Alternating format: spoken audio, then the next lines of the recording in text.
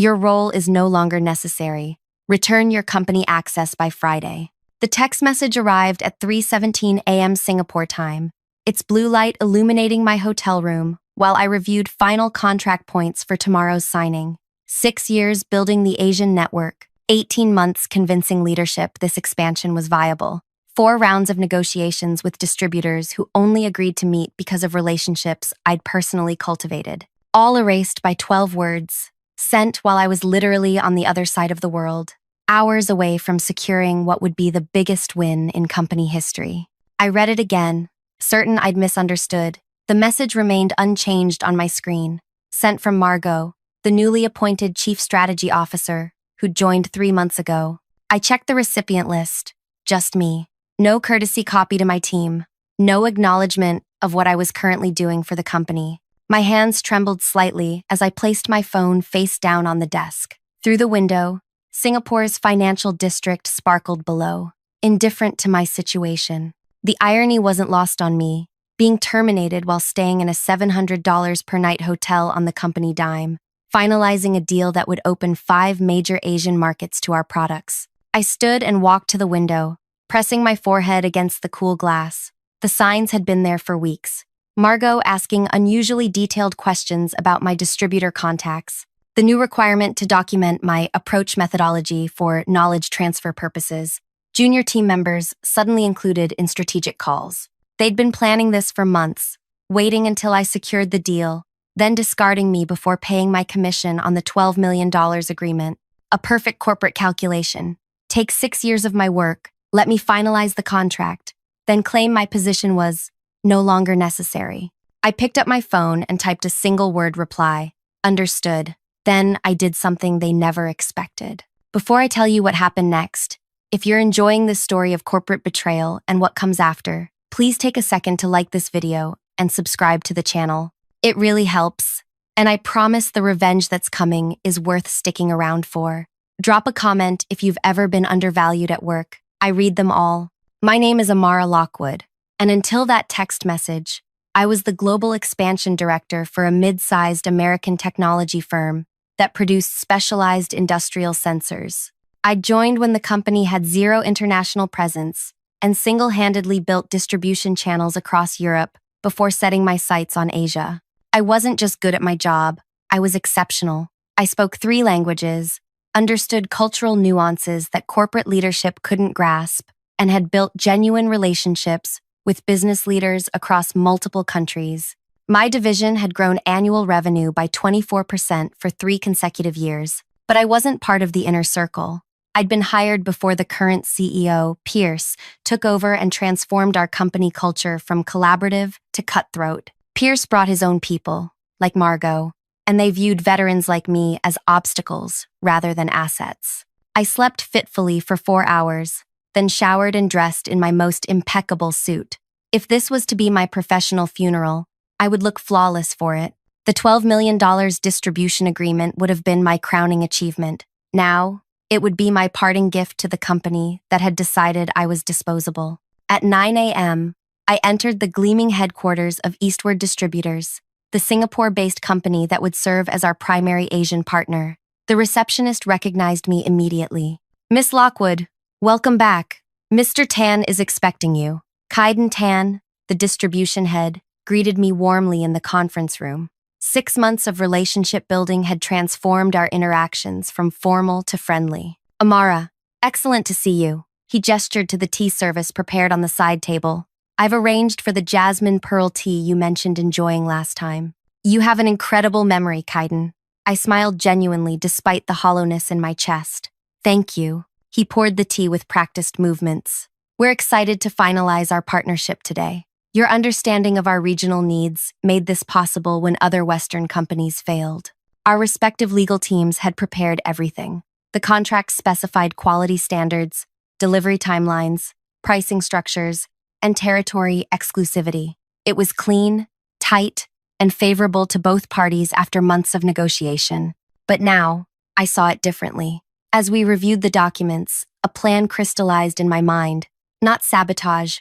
I was too professional for that, but protection. For myself and, in a way, for Kaiden too. Before we sign, I said casually. There's one small adjustment I'd like to propose. Kaiden tilted his head slightly, wariness flickering across his expression. At this stage, everything has been approved by both sides. It's minor, I assured him. Just language clarifying the implementation timeline and relationship management.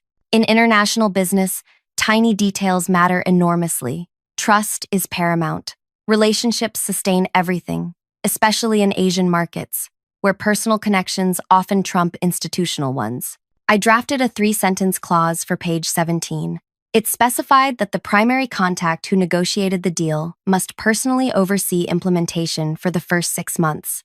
If that person changed, either party could request a complete contract review with modified terms.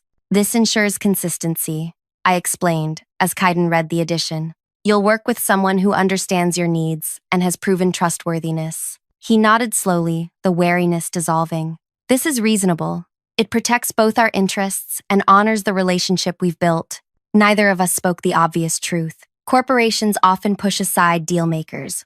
Once contracts are signed, substituting implementation teams unfamiliar with the nuanced conversations and unwritten understandings that shaped the agreement. We added the clause, and our lawyers adjusted the documents. That afternoon, with ceremonial pens and company witnesses, we signed the agreement that would generate millions in revenue for years to come. Kaiden shook my hand last. I look forward to implementing this with you, Amara. Our success depends on partners who understand both business and culture. I maintained my professional smile. Absolutely. That night, I carefully packed for my return flight. I sent an email to my team with detailed handover notes, not because the company deserved it, but because my team members did. Then I opened my laptop and sent a single message to Kaiden's private email address. Kaiden, I value our professional relationship and believe in transparency. Please call me tomorrow at 2 p.m. your time. Something important has changed. On the 14-hour flight home, I didn't watch movies or work on presentations. Instead, I updated my resume, contacted 3 industry connections about potential opportunities, and strategized my exit interview.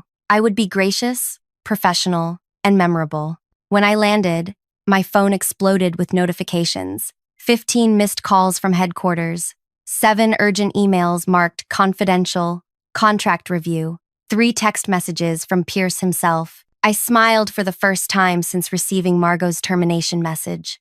The storm had begun, and I was safely outside, watching it gather force. When I arrived at the office building, my company ID card didn't work at the security gate. The guard gave me a sympathetic look as he checked my name against a list. Sorry, Miss Lockwood. I need to issue you a visitor badge. A visitor badge. After 6 years of building their international division from nothing. Thanks, Daniel, I said, accepting the plastic clip-on. Daniel had worked security since before I joined the company. He'd seen executives come and go, watching their status change through simple exchanges like this one. They left your things with reception, he added quietly. Been seeing too much of that lately. The elevator ride to the 14th floor gave me time to compose myself. The doors opened to reveal Margot waiting in the reception area, her posture rigid, designer dress impeccable. At 42, she'd been recruited from a competitor 4 months ago, bringing an aggressive management style that valued metrics over people. Amara, she said, tone artificially warm. Thank you for coming in. We can speak in the side conference room. I glanced at the reception desk, where a cardboard box sat, my office contents already packed up. Let me get my things first. Of course. Her smile remained fixed. Pierce would like to join our conversation if you're amenable. I nodded. I would expect nothing less. The side conference room was strategically chosen, away from the main work areas where my former team might see me. Pierce was already seated, scrolling through his phone. He looked up with practiced concern when we entered. Amara, thank you for your understanding during this transition.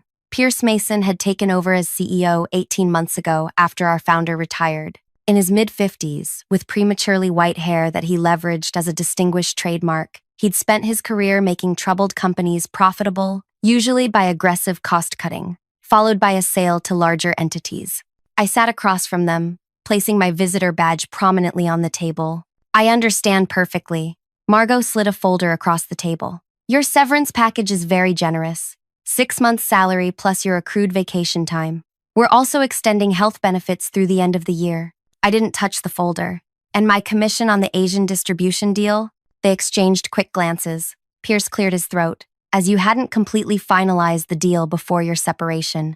I signed the contract yesterday. I interrupted. In Singapore, where you sent me.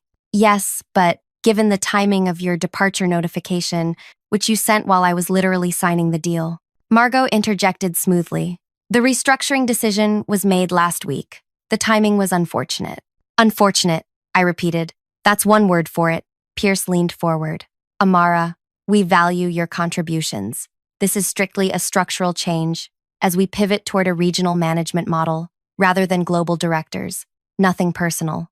I smiled. Of course not. Business is never personal. I finally opened the folder, skimming the severance agreement with its customary non-disparagement clauses. I notice my commission isn't mentioned here. We could discuss a partial recognition, Margot offered cautiously. That's not necessary, I said, closing the folder. I'm sure you'll want these. I removed a USB drive from my pocket. All my contacts, meeting notes, and relationship histories with the Asian distributors. 6 years of work. Their faces showed visible relief. This was going easier than they'd anticipated. Pierce took the drive. Thank you, this is very professional. One more thing. I placed a thick document on the table. You'll want to review this immediately. What is this? Margot asked, pulling it toward her. The signed distribution agreement. Pay particular attention to section 4.3 on page 17. As Margot flipped through the pages, I continued. By the way, I've already informed Kaiden Tan of my departure, as professional courtesy required. Pierce's face drained of color. You did what? He was understandably concerned, given the relationship continuity clause we added before signing. Margot found the page, her eyes widening as she read the addition. She showed it to Pierce, whose expression hardened. This wasn't in the approved contract draft, he said tightly. Minor implementation clarifications are standard in international agreements, I replied, especially in Asian markets where relationship continuity is culturally significant. He pushed back from the table. This is unacceptable.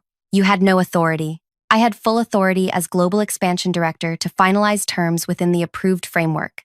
This addition creates no new financial obligations. Margot read the clause again. This effectively makes you personally essential to the deal. Not me specifically, whoever negotiated the agreement. I stood, gathering my visitor badge and purse. Unfortunately, that person is no longer with the company. But I'm sure you'll work something out. Pierce's voice stopped me at the door. Amara, be reasonable. We can revisit your position. I turned back. My position is no longer necessary. Your words, not mine. As I walked to the elevator, my phone vibrated with a calendar alert. My scheduled call with Kaiden in 15 minutes. Perfect timing. I stopped by reception to collect my box of belongings. Inside was a framed photo of my team celebrating after closing our first European deal, awards I'd received for performance, and a jade plant I'd kept alive for years. The security guard helped me to my car. Good luck, Miss Lockwood, Daniel said, closing my trunk. Thank you, Daniel. You might want to update your resume soon. He raised an eyebrow. Just a feeling, I said. I drove to a nearby park, parked under a shady tree, and waited for Kaiden's call. When my phone rang exactly at the scheduled time, I answered with my usual professional tone. Kaiden, thank you for making time.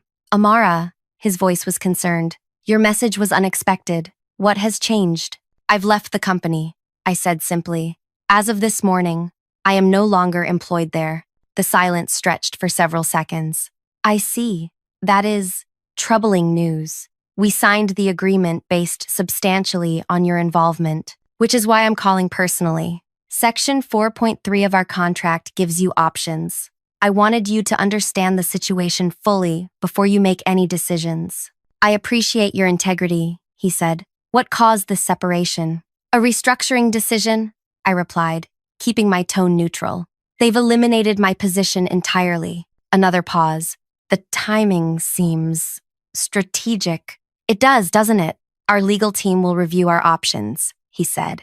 In the meantime, do you have recommendations for proceeding? That would be inappropriate now that I'm no longer with the company, I answered carefully. But as someone who values our professional relationship, I hope whatever path you choose protects your interests fully.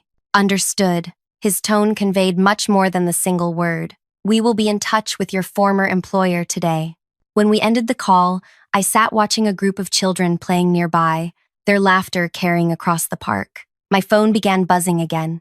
6 new messages from Pierce, 3 from Margot, and 1 from my former deputy director, Elena. I opened only Elena's message. "Whatever you did, they're panicking. Emergency board call in progress. What's happening?" I smiled and typed back, "Climate change." The forecast suddenly shifted. Then I turned off my phone completely, took my box of belongings from the trunk, and found a quiet bench overlooking a small pond. For the first time in years, I had nowhere to be, no crisis to manage, no late-night conference calls scheduled across time zones. I felt something unexpected: freedom. The company phone in my box chimed with message after message. I removed the battery and slid it into my purse. Whatever storm was brewing at headquarters would have to rage without me. As the afternoon sun warmed my face, I opened my personal laptop and began writing emails to 3 specific competitors who had tried recruiting me over the past 2 years. The subject line was simple: "Now available for discussions." Within 20 minutes, all 3 had responded with meeting requests. My personal phone rang, a number I didn't recognize. I answered cautiously. "Amara Lockwood," a deep voice said. "My name is Jackson Wade. I'm the CEO of Summit Sensor Systems. I understand you might be looking for new opportunities, and I believe we should talk immediately." I hadn't contacted Summit. They were the industry leader, 3 times larger than my former employer. "How did you hear I was available?" I asked. "Let's just say news travels fast when someone with your track record suddenly enters the market. I've followed your international expansion work for years. Can you meet tomorrow?" The wheels of my revenge were turning faster than I'd anticipated. My former company had underestimated 2 critical factors: my network within the industry and how quickly good talent gets noticed when suddenly available. "Tomorrow works perfectly," I replied. "I just happen to have an opening in my schedule." The meeting with Jackson Wade took place at Summit's downtown office the following morning. Unlike the sterile minimalism of my former workplace, Summit's headquarters featured warm wood accents and glass walls that showcased teams collaborating rather than hiding them away. Jackson greeted me personally in the lobby. In his early 50s, with salt and pepper hair and wire-rimmed glasses, he projected thoughtful competence rather than aggressive ambition. "Thank you for coming on such short notice," he said, leading me to a light-filled conference room overlooking the city. "I've followed your international expansion work for years. I'm curious how you heard I was available so quickly," I said, as we sat. He smiled. "The industrial sensor world is smaller than people think. Kaiden Tan called me yesterday. My surprise must have shown. We've known each other for 15 years, Jackson explained. "When he mentioned what happened with your contract clause and departure, I immediately saw an opportunity." He leaned forward. "Tell me, what really happened?" For the next hour, I gave Jackson the unvarnished truth about my termination and the contract modification. He listened without interruption, occasionally making notes. "What you did wasn't revenge," he said when I finished. "It was self-preservation. They created this situation, not you." "Maybe a little of both," I admitted. He nodded. "Fair enough. Here's my proposition. I want you to head our entire Asia-Pacific division. Double your previous salary, equity options, and complete authority over regional strategy." He slid a document across the table, "including the freedom to approach all 5 distributors your former company was courting." I stared at the offer letter with its remarkable compensation package. Why? Two reasons. First, you've proven you understand Asian business culture when most American executives don't. Second, you've demonstrated loyalty, to yourself certainly, but also to your business partners like Kaiden. You called him personally, rather than leaving him to discover your departure through channels. That integrity is rare and valuable. And the fact that hiring me would damage a competitor? Jackson laughed. "That's just a bonus. Though I should mention, we've been watching your former company since Pierce took over. Their cost-cutting strategy worried us. It's unsustainable in relationship-based markets." I reviewed the offer letter carefully. I'd need 2 weeks before starting. Personal time.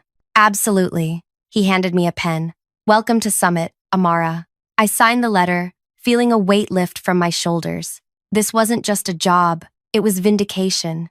Over the next 72 hours, the situation at my former company deteriorated rapidly. Elena kept me updated through discreet text messages. Day 1. Board called emergency meeting. Margot tried blaming you for unauthorized contract changes. Legal shut her down. Said you had signing authority. Asian partners all invoking review clause. Day 2. Pierce sent executive team to Singapore. Distributors refusing meetings. Stock dropped 8% when analysts heard about implementation challenges in Asian markets. Day 3. They're offering you your job back with promotion and 40% raise. Should I give them your number? I replied to the last message. No need. I've accepted another position. Shortly after, Pierce himself called my personal number. I let it go to voicemail. His message was diplomatically desperate. Amara, clearly there's been a misunderstanding about your value to the company. The board has authorized me to create a new position, Executive Vice President of Global Markets, reporting directly to me with compensation adjusted accordingly. Please call to discuss. I deleted the message without responding. Meanwhile, I spent my 2 weeks of freedom preparing for my new role. I rented a vacation cabin by a lake, bringing only books about Asian business culture and a notebook.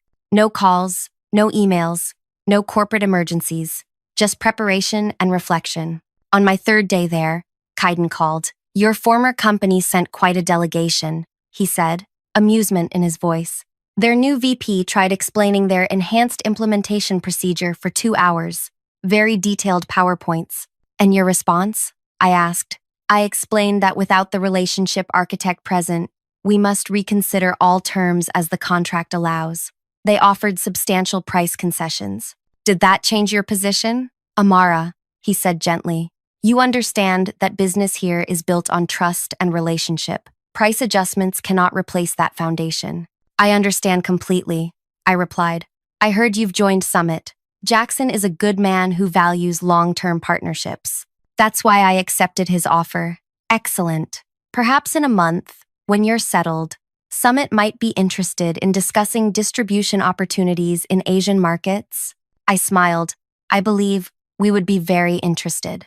By the time I started at Summit, my former company's situation had become a business school case study in how not to handle international expansion. All 5 Asian distributors had formally withdrawn from negotiations. The stock had fallen 22%, as analysts downgraded projections based on failed expansion plans. The Monday morning, I walked into Summit as their new Asia-Pacific director. A company-wide email introduced me to all employees, highlighting my exceptional track record in building sustainable international partnerships. My inbox filled with welcome messages from team members eager to work together. My first official act was scheduling calls with all 5 Asian distributors. By week's end, 3 had agreed to preliminary meetings with Summit. By month's end, we had signed 2 exclusive distribution agreements with terms more favorable than what they'd nearly accepted from my former company. Kaiden's company signed with us 6 weeks later, after thorough discussions and relationship building with my new team. The press release announcing our partnership caused my former company's stock to drop another 15% in a single day. 3 months after my termination, the business news reported major leadership changes at my former company. The board had removed Pierce as CEO, citing strategic missteps in international markets. Margot resigned the same day. The company announced a return to core markets strategy, corporate speak for retreating from their failed expansion plans. I took no joy in individual suffering, but I felt vindicated watching the consequences of their decisions unfold. They had discarded me as unnecessary while I was creating tremendous value. The market simply corrected their misperception. 6 months into my role at Summit, our Asian division reported first quarter results 34% above projections. Jackson invited me to present personally to the board. As I concluded my presentation about our expansion success, the board chair asked about our former competitor. They're struggling to regain momentum, I said diplomatically. Their mistake was viewing international expansion as a transaction rather than a relationship. In Asian markets especially, trust and continuity matter more than quarterly numbers. A lesson we won't forget, Jackson added, nodding toward me. Later that evening, as I left the office after the board dinner, I received a text from Elena. Got hired at Summit today, starting in the marketing division next week. Can't wait to work with you again. I smiled, thinking about how differently things might have turned out had my former company valued relationships with their international partners, with their employees, with me. Their failure wasn't that they let me go. It was that they never understood what I was building for them. The next morning, a business journal published an interview with me about Summit's successful Asian strategy. The reporter asked if I harbored resentment toward my previous employer. Not at all, I answered truthfully. Everything worked out exactly as it should have. I believe people and companies eventually find their appropriate level, sometimes through growth, sometimes through correction. I'm exactly where I belong now. The article included a small data sidebar. Summit's stock had increased 27% since my hiring, while my former companies had fallen 53% over the same period, with analyst reports questioning their long-term viability. 1 year to the day after receiving that 3 a.m. termination text in Singapore, I stood at a Summit celebration, watching as we announced the opening of our new Asian headquarters, located, fittingly, in Singapore. As the ceremonial ribbon was cut, I caught Kaiden's eye across the room. He raised his champagne glass slightly in acknowledgement. I returned the gesture, quietly celebrating not just our success, but the power of patience. I hadn't needed to engineer an elaborate revenge scheme.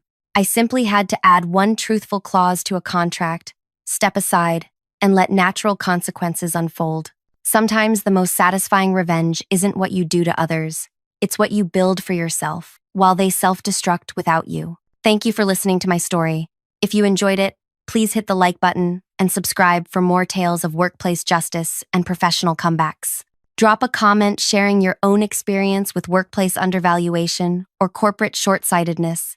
I read every comment and find strength in our shared experiences. Until next time, remember that your true value isn't determined by those who discard you, but by what you create after they do.